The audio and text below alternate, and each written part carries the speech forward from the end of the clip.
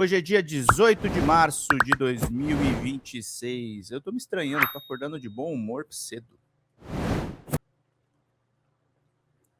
Eu sei que demorou uns minutinhos para começar, gente, mas é porque eu tava selecionando pautas aqui. Foi só esse motivo, mas estou aqui com vocês. Dá um bom dia para Socorro Gondim, para o seu viver e começar diretamente com o Reinaldo Azevedo, porque a gente precisa falar muito sobre Flávio Bolsonaro se a gente quer ganhar essa eleição. Temos que falar dos governadores que gostam do chicote do Bolsonaro e vamos abordar todos esses assuntos. Vamos ver o comentário do Reinaldo, em seguida faço o meu. Vamos lá. Vai, Banner! Arthur! Sim. Oi. Tem gente que gosta de um chicotão. Eita. Eu não gosto. Não gosto. Mas tem gente que gosta. Gosta de autoritarismo, tal. Bater papo não resolve. Né? Tem gente que gosta de chicote, bicho. Do que você está falando, rei? Vocês vão ver aqui. Eu não, vai ver, não gosto, viu? Olha, gente, nada que me doa funciona. Esquece. Não. Só coisa boa. Só coisa gostosa. Né? Agora tem gente que gosta de... Eu, por exemplo, eu fui falar com o governador. Dá uma baixada aí nesse ICMS, vamos tentar. Eles falaram, não, nem pensar. Mas quando o Bolsonaro impôs para eles, na porrada, eles gostaram. Alguns deles, né, que estavam aí. Vai, fala aí, vem. Reinaldo, os estados reagiram ao pacote de medidas anunciado pelo governo federal para conter a alta do diesel e rejeitaram um pedido do presidente Lula para reduzirem o imposto sobre circulação de mercadorias e serviços, o ICMS. Em manifestação divulgada nesta terça, o Comitê Nacional dos Secretários de Fazenda afirmou que cortar impostos não assegura alívio ao consumidor e pode provocar perdas bilionárias de arrecadação com impacto direto em áreas como saúde, educação e segurança. Segundo um documento da entidade, não há evidência de que reduções tributárias sejam repassadas ao preço final das bombas. Na avaliação dos secretários, parte relevante do corte tende a ser absorvida ao longo da cadeia de distribuição e revenda, o que limita o efeito repassado ao consumidor. Pois é, né? Eu lembro que o Bolsonaro fez, botou um teto lá no ICMS, arrancou a arrecadação dos estados. E adivinha quem teve que resolver o problema depois? Quem que teve que resolver o problema depois? E foi e foi o Gilmar que depois fez a negociação, tudo. E aí o governo teve que compensar. Né? Então, quando o governo fala isso, né, convida, não, nem pensar, não queremos saber e tal. Ou seja, tem gente que funciona bem com autoritarismo, não quer saber de conversa. Você imagina se nesse clima, em ano eleitoral, iam facilitar as coisas? Né? Evidentemente, não. Né? BNDES, linha de crédito a setores agora afetados pela guerra. Grande BNDES. Eu queria saber quando é que vão. Data vênia, hein? Quando é que vão pedir desculpa para o Luiz Mercadante? Os mercados, quando o Luiz Mercadante foi indicado, foi um... Eu lembro furduncho. Olha o que você quer e tal. Está aí. Empresa mais transparente do país. Lucrativa. O Reinaldo está falando uma realidade, tá? O BNDES foi recuperado nesses 4 anos do Lula. Os financiamentos públicos, a Rouanet bateu recorde. Aldir Blanc se tornou uma lei de incentivo permanente. Eu sou beneficiado pela Aldir Blanc. Eu estou fazendo o jogo da cidade onde eu moro. Um jogo de videogame, financiado com dinheiro público. Porque é importante isso. É importante a gente ter o Estado, as instituições de Estado, as instituições bancárias, a serviço da população. Isso é fundamental. E que tem feito um excelente trabalho. Vai lá. O Banco Nacional de Desenvolvimento Econômico e Social, BNDES, quer criar uma segunda versão do Plano Brasil Soberano, agora para ajudar setores que foram afetados pela guerra no Oriente Médio. A primeira versão do plano, lançada em agosto do ano passado, serviu para ajudar empresas que haviam sido impactadas pela tarifa de 50% imposta pelo governo dos Estados Unidos aos produtos brasileiros. O presidente do banco, Aloysio Mercadante, ao participar da coletiva de imprensa para detalhar os resultados financeiros de 2025 do BNDES, disse o seguinte: nossa avaliação é que nós precisamos de um Brasil soberano 2. Há empresas que ainda estão com tarifas acima de 15%, que é a tarifa mínima que os Estados Unidos impuseram a todos os parceiros comerciais. O problema é quando você tem uma tarifa superior à dos concorrentes. E alguns setores estão na resolução 232, com tarifa de 50%, como o setor siderúrgico, de alumínio e cobre, e o setor automotivo, com autopeças, com tarifa de 25%. E é verdade, embora essas tarifas hoje atinjam apenas 20% do valor exportado para os Estados Unidos, você tem esses setores que estão com essas sobretarifas. E aí o BNDES está falando, vamos pensar num plano especial, né, para isso. Claro, por isso o BNDES está tendo rombo. Não está tendo rombo. Não, está dando lucro, Vale Bene, ô Arthur, vai. Reinaldo, o BNDES anunciou nesta terça que fechou 2025 com lucro recorrente de 15 bilhões e 200 milhões de reais, alta de 15,4% em relação ao ano anterior. É o maior lucro da história do banco. A entidade informou que fechou o ano com recorde também na injeção de crédito na economia. Foram 366 bilhões de reais em aprovações, alta de 32% com relação ao ano anterior.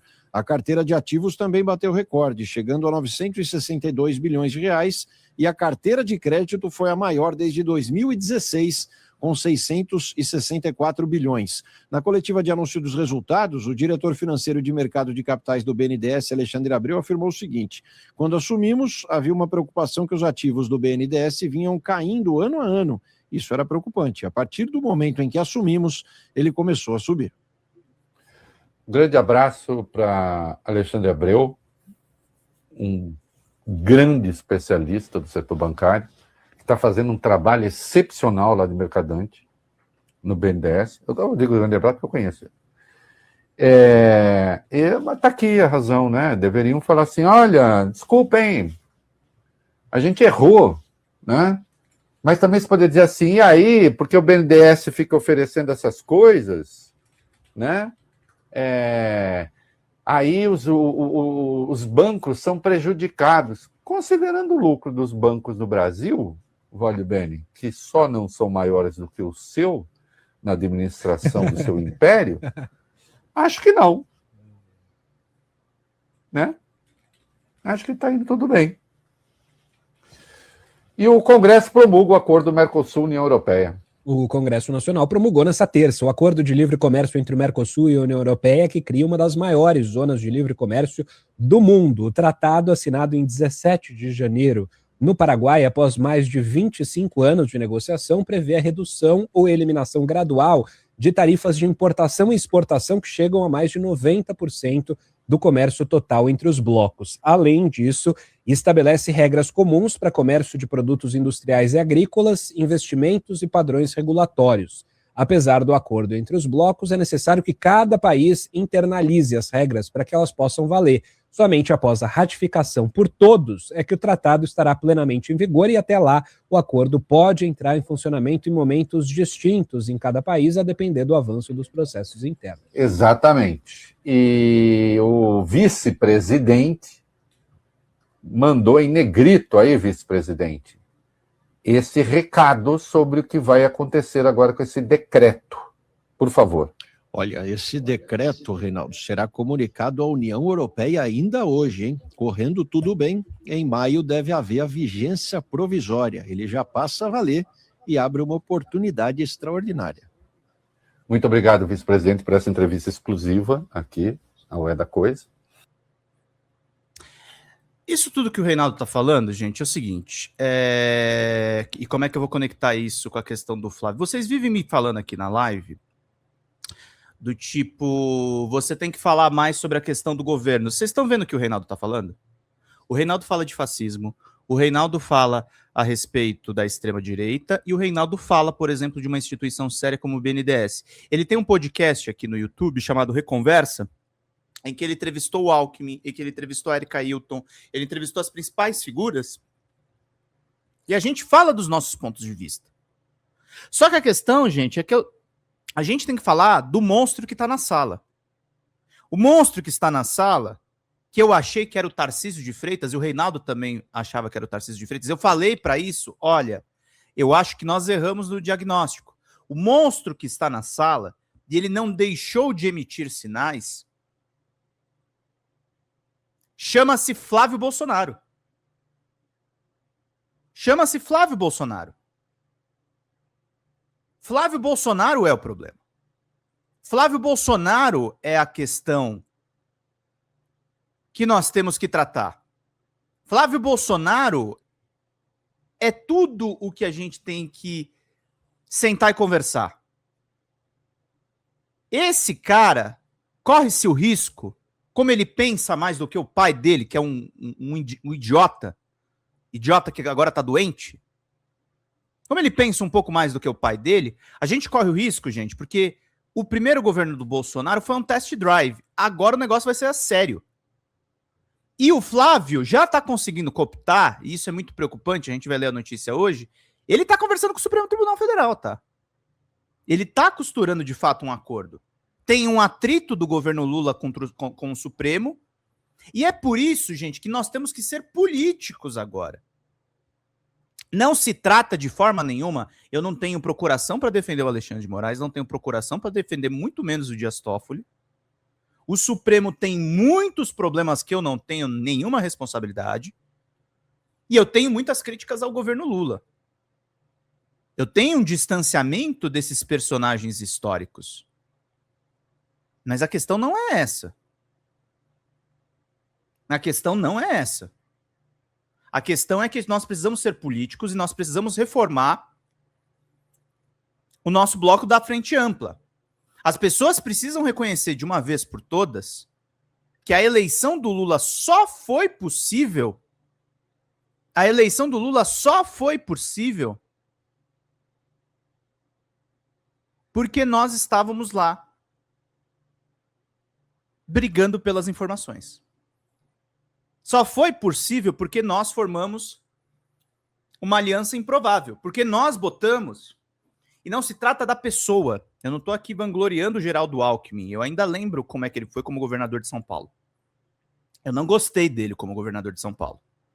Mas nós tivemos habilidade política em 22, e eu estava lá, foi num jantar no Figueira Rubaiá, me lembro muito bem disso, um jantar que estava Gilberto Kassab lá, e tinha a especulação de que o Alckmin poderia ir para o PSB, não para o PSD. Com tudo isso sendo montado, nós conseguimos colocar o Alckmin de vice. Nós conseguimos traduzir que a candidatura Lula não era só uma candidatura de esquerda. E a gente tem que tentar fazer alguma coisa parecida nesse ano. Brigando pela legalidade dos processos. Brigando para que a investigação do Banco Master não vire uma zona, tal como os bacanais, as surubas de políticos que nós estamos vendo serem montadas. Eles estão montando e há uma lava-jato em curso. Há uma caça às bruxas em curso, há uma ideia de penalizar o governo Lula nesse processo. E a gente tem que parar de ser feito de bobo. A gente tem que pontuar as ameaças que estão aí. Não significa não divulgar os feitos do governo Lula. Os feitos do governo Lula sempre foram realçados por esse canal. Nós temos um site que tem atualização automática, inclusive, com todas as notícias do governo Lula. Vocês querem se informar sobre o governo Lula? Vão para o site da Folha TV. E Lucas, não é hora de purismos, mas mais do que não ser hora de purismos, é hora da gente ser safo, esperto. O Flávio Bolsonaro é um malandro. O Flávio Bolsonaro é o pior tipo de fascismo. Porque ele te gambela, ele trata a imprensa, em oposição ao pai dele, ele trata a imprensa com todo carinho. Não é que ele trata com um pouquinho de carinho, ele trata a imprensa com todo carinho. Flávio Bolsonaro é um fofo. E o problema é que ele é o fascismo fofo. Flávio Bolsonaro é o fascismo fofo. Nós temos que ir para cima disso. Nós temos que ser objetivos na nossa abordagem. Precisos na nossa abordagem. Temos que ir para cima. Temos que sim realçar o que há de bom no governo Lula, isenção do IR. Essa briga que nós temos tendo agora pelo fim da escala 6x1. Claro. Claro, nós temos que brigar por tudo isso. Mas a gente nunca pode esquecer a entrevista de Flávio Bolsonaro para a Folha de São Paulo, em que ele diz que se virar presidente, que se tiver o candidato do Bolsonaro presidente da República, eles vão soltar o vagabundo. E a nossa plataforma é essa, a nossa plataforma é por justiça. É que Bolsonaro continue preso com todas as regalias que ele tem direito, por tudo o que ele não prega aos restantes dos democratas. Nós temos que provar com o tempo que se nós não tivermos a democracia nesse país, a gente vai virar ou um protetorado americano ou um lixão a céu aberto. Vencer o fascismo, gente, não é uma questão assim de bem contra mal. Eu não acordo todo dia achando que eu vou encarar os vilões do filme da Marvel. Não. Vencer o fascismo é a questão do mínimo de sobrevivência. Eu estou preocupado com as pessoas que estão passando fome na rua. Eu estou preocupado com o ecossistema desse país. Eu estou preocupado com a escola das crianças. Eu estou preocupado com comida no prato. Eu estou preocupado com as jornadas extenuantes dos trabalhadores, com a uberização que está a todo vapor. Escrevi um livro sobre isso, aliás.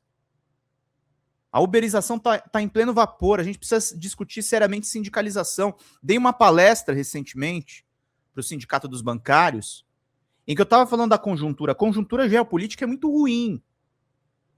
É muito ruim. E mesmo nessa conjuntura muito ruim, nós temos o melhor presidente que a gente poderia ter num tempo desses. Lula é um camaleão. Lula é um cara safo. Se Flávio Bolsonaro é um safado, Lula é um cara cerebral. Lula é um cara fundamental nesse momento. Lula é o cara que vai virar esse jogo. Com todos os problemas que existem no governo dele, com todos os problemas da conjuntura. Lula não pode desistir. Não pode desistir. O trabalho de Lula é fundamental nessa quadra histórica. Mesmo porque, se fosse para desistir, o Lula já teria desistido muito antes. Ele sabe jogar com a história. Ele sabe da importância dele nessa quadra histórica. Ele sabe do perigo que é a família Bolsonaro. O pessoal fala que o Lula faz acordos. Nunca fez acordo com a família Bolsonaro. Sempre entendeu que os Bolsonaros são uma ameaça. Ele sempre entendeu isso. O Lula sempre entendeu a ameaça do fascismo.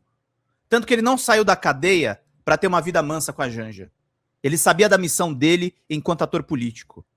Lula, nas boas palavras de Fernando Haddad, numa matéria da revista Piauí, é o personagem político mais importante das últimas décadas. Mais curioso das últimas décadas. É um cara que entendeu o Brasil. O Brasil é um organismo complexo. E nós temos que enfrentar formas modernas de fascismo. Eu estava lembrando de entrevistas recentes que eu fiz com o professor Pedro Serrano. Aliás, preciso trazer ele para cá. É uma das pessoas que está em falta aqui entre os nossos entrevistados. Mas uma coisa que a gente tem que estar atentos. A gente está enfrentando uma forma moderna de fascismo. A gente está enfrentando... Deixa eu falar uma coisa, ô Lucas. Gosto muito dos seus comentários, tá? Tem um negócio da esquerda... Cara, esquerda radical não tem peso, tá? Vamos nos preocupar com o que interessa? Sabe o que interessa nesse momento? Flávio Bolsonaro. Flávio Bolsonaro. Tá? As críticas dentro do governo Lula sempre vão existir. Só que a gente tem que parar de ficar brigando entre nós. Não é união. Tem gente que não vai se unir no nosso campo e tá tudo certo. Agora, vamos acordar para os focos que a gente tem. O Reinaldo tá alertando. Eu tô alertando vocês. Vocês entenderam qual é o assunto? O assunto é Flávio Bolsonaro. Nós temos que falar de Flávio Bolsonaro. Aí vai vir umas pessoas e falarem, mas você está fazendo propaganda. Não estou fazendo propaganda. Isso não é propaganda. Não é propaganda. Quando eu falo aqui, eu não estou dando palco. Eu estou falando de um problema que nós temos. O jornalismo não serve como propaganda. O jornalismo serve como denúncia. Jornalistas não falam de pessoas legais. Jornalistas falam de problemas. Jornalistas dão a notícia, doa quem doer. Nós lidamos com o fluxo de informações. Não é propaganda. Eu não estou conversando com vocês a respeito de como a candidatura do Flávio Bolsonaro é linda e maravilhosa. Eu estou dizendo justamente que ele é um lixo. Eu estou explicando para vocês isso. Nós temos que falar, por exemplo, do Trump. Alguém vai me acusar de estar fazendo propaganda pro Trump? O cara está invadindo o Irã. O cara sequestrou Nicolás Maduro. E tem gente na esquerda ou indo atrás de assunto que não vale a pena, ou dizendo que quando a gente está falando de um assunto sério, vocês estão fazendo propaganda do outro campo. Não é isso. Nunca foi isso. Nós estamos falando de um risco gigante, de uma ameaça, estamos alertando vocês antes de começar o processo eleitoral, de que esses caras estão se erguendo tal como o Leviatã, das profundezas, para dominar tudo. Tá? É muito importante, gente.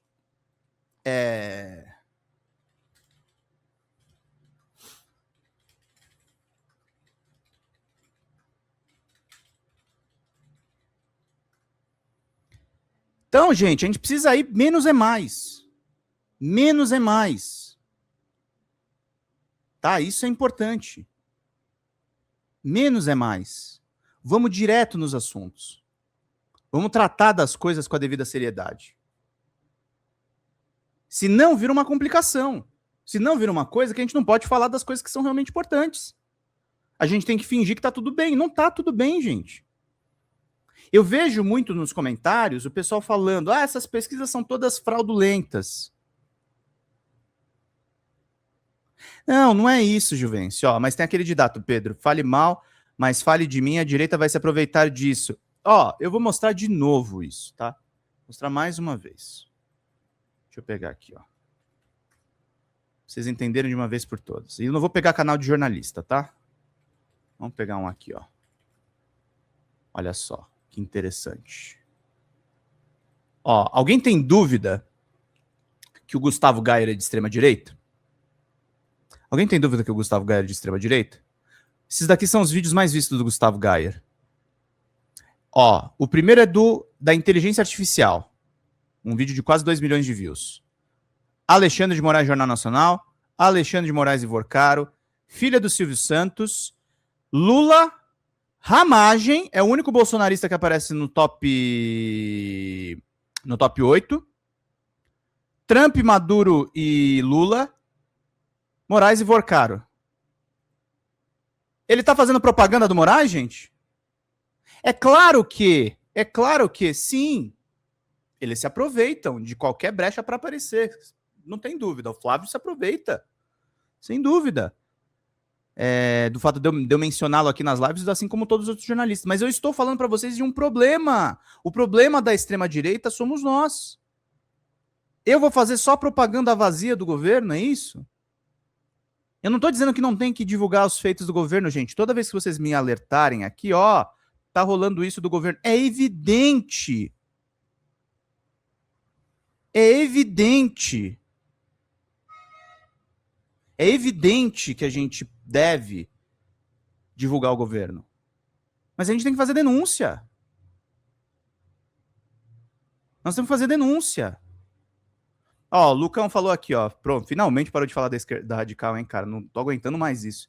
Tô com medo do Flávio ganhar, se com o Bozo o pai foi ruim, imagina com um filho que ainda pensa igual o pai, só imagina, é aterrorizante pensar em um governo do filho. Sim. Viu, Flávio foi falar com o Moraes, nossa, que cara de paz, Moraes o recebeu, cheguei agora e sentei na janela. Sim, conversou. O Alexandre de Moraes conversa com todo mundo, tá? Isso também rigorosamente não significa nada. Mas, assim, é isso. A gente precisa ter cuidado.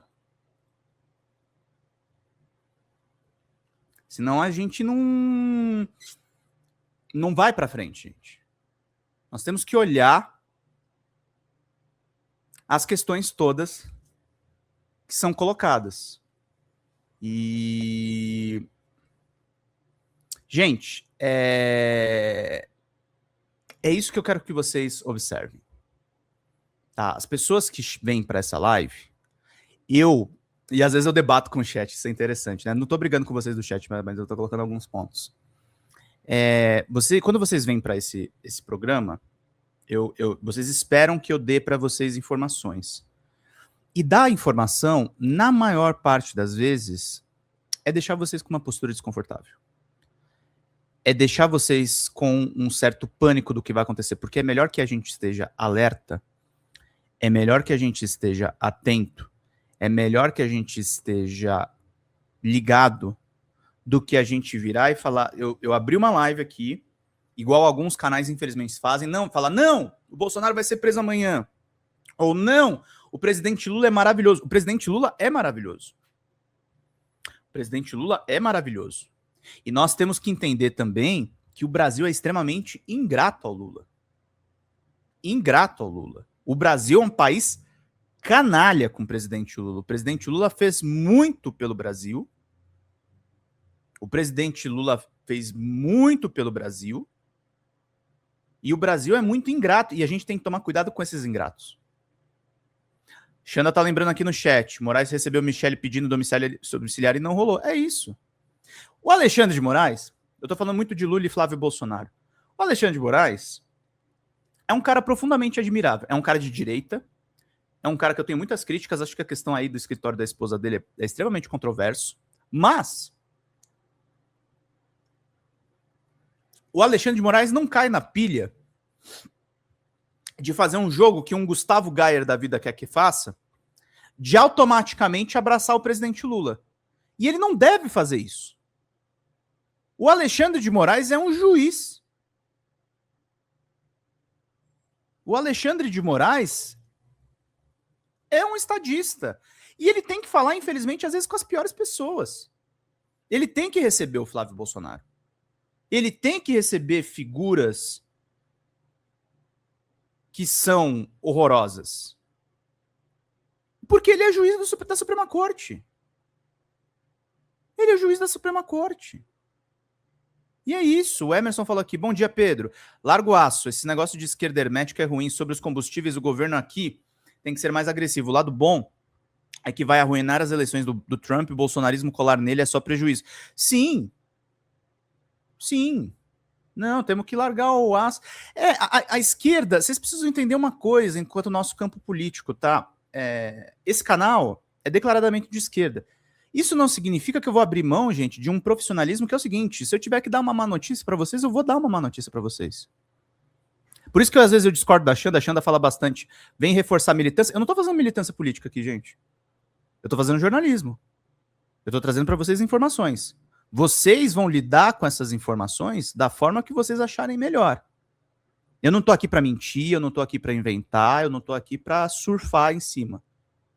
Mas eu tô aqui para dar uma análise para vocês entenderem o tamanho do perigo que vai acontecer. E teve um comentário muito bom que chegou agora. E, gente, compensem nos superchats, façam como Emerson, larga 10 pila aí, que a gente fica numa boa. O Joles mandou pra gente aqui, né? Assim, acho que o Lula ainda vai acabar ganhando, mas não acho que vai ser fácil, vai ser uma batalha árdua. E sabendo da batalha árdua, é que eu tô dando esses alertas para vocês, gente. Sabendo dessa batalha árdua, sabendo que a gente tem que trabalhar todas essas questões. Se não, meus amigos, se a gente for nessa, certeza que o Lula leva em primeiro turno, ou for com aquela coisa, não tem jeito, não há o que fazer, a gente vai perder. E isso tudo vem com a questão que eu falei agora há pouco. Quando eu estou tratando de eleições, quando eu estou tratando de notícias para vocês, quando eu estou abordando um fascista, eu não estou fazendo torcida, eu estou falando para vocês uma realidade. Nós estamos convivendo com formas modernas de fascismo. E a gente precisa ter essa conversa difícil nessas manhãs. Fala, galera da Folha TV, não se esquece de se inscrever aqui no nosso canal para assistir programas como Folha Notícias Manhã, Folha Notícias Noite, o nosso Folha Entrevista e o nosso Barzinho das Meninas. Muitas coisas bacanas a gente acompanha por aqui e a gente precisa muito, muito do apoio de vocês para nosso trabalho jornalístico, investigativo, de curadoria de conteúdo, com vocês ajudando no nosso Pix, folhademocrata@gmail.com, ou mandando superchats, valeu demais, e os recursos financeiros, tornando-se membro do nosso canal, no nosso curso de jornalismo básico, para você ficar muito bem informado a respeito de tudo. Queridos e queridas, muito obrigado pela presença de todos vocês, vida longa e próspera. Cuidem-se, cuidem dos seus, e não esquece de se inscrever aqui na Folha TV. Até mais!